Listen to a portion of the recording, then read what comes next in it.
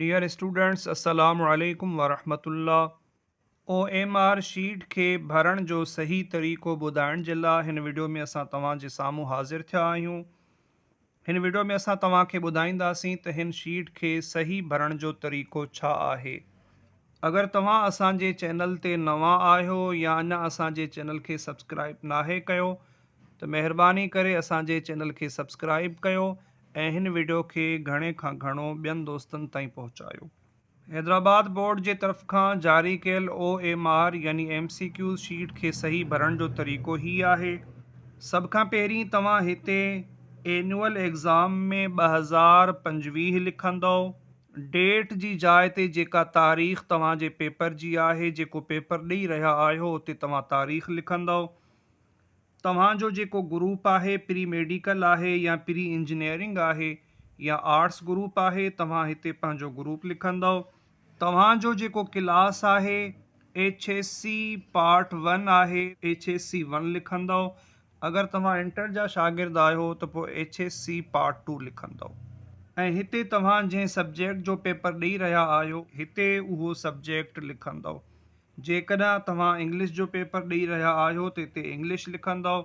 जेकॾहिं इस्लामियात जो पेपर ॾेई रहिया आहियो त हिते इस्लामियात लिखंदव। अहिड़ी तरह सां हर पेपर जो जेको सब्जेक्ट आहे उहो लिखंदव। उन खां पोइ तव्हां पंहिंजो रोल नंबर फिल कंदव। रोल नंबर फिल करण जो सही तरीक़ो इहो आहे त तव्हां सभ खां पहिरीं हिते ख़ाली जाइ ते जेको तव्हांजो रोल नंबर आहे उहो रोल नंबर नंबरनि में डिजिट्स में लिखंदव। मिसाल तव्हांजो रोल नंबर 786 आहे त तव्हां लिखंदव 786। पोइ उन्ही जे मुताबिक़ तव्हां हेठि वञी बबल्स खे फिल कंदव। सही फिल करण जो तरीक़ो हिते ॿुधायल बि आहे।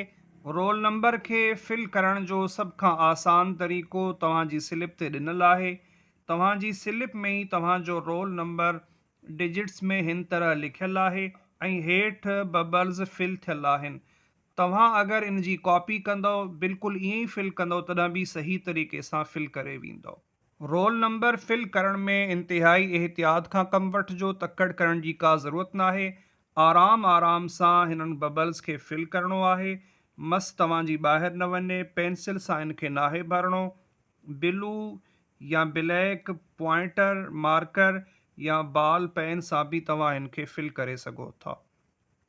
फिल करण जो सही तरीक़ो हिते ॾिनल आहे त बबल खे बिल्कुलु चङी तरह सां पूरो भरे छॾिणो आहे।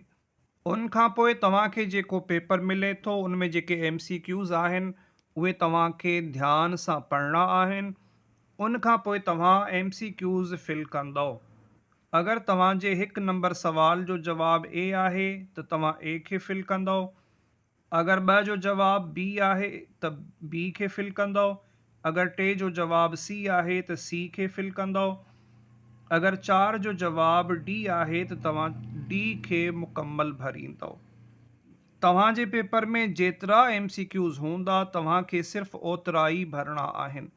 ऐं ध्यानु रहे त हिकिड़े जो जवाब ॿिए जी जॻह ते फिल नाहे करणो। अगर तव्हां फिल करण में का ग़लती कंदव त तव्हांजो जवाब ग़लति थी वेंदो। अगर तव्हां कंहिं बि MCQs खे डबल फिल कंदव, मिसाल तव्हां A बि फिल कयो B बि फिल कयो त तव्हांजो उहो जवाब ग़लति करार ॾिनो वेंदो। तव्हांखे उन जा नंबर न मिलंदा। इन जे करे हिन खे एहतियात सां भरणो आहे। का तकड़ नाहे करणी, छो त हिन में ग़लती जी का बि गुंजाइश न आहे। आख़िर में तव्हां पंहिंजी हिते सिग्नेचर कंदव, सही कंदव ऐं इन्वेजिलेटर बि हेठां सही कंदो। इन्वेजिलेटर खां तव्हां हिते सही ज़रूरु कराइजो। उन खां पोइ तव्हां तसल्ली सां इन खे चेक करे पंहिंजे इन्वेजिलेटर वटि जमा कराए छॾिजो। तव्हांजा नंबर सही अची वेंदा ऐं तव्हांजो नुक़सानु न थींदो। उमेद आहे तव्हांखे ॻाल्हि सम्झ में अची वई हूंदी। अगर वीडियो मां तव्हांजी रहनुमाई थी त हिन वीडियो खे पंहिंजनि ॿियनि दोस्तनि ताईं बि पहुचायो। असांखे पंहिंजे दुआउनि में यादि रखो। अल्लाह हाफ़िज़। अस्सलामु अलैकुम वरहमतुल्लाह।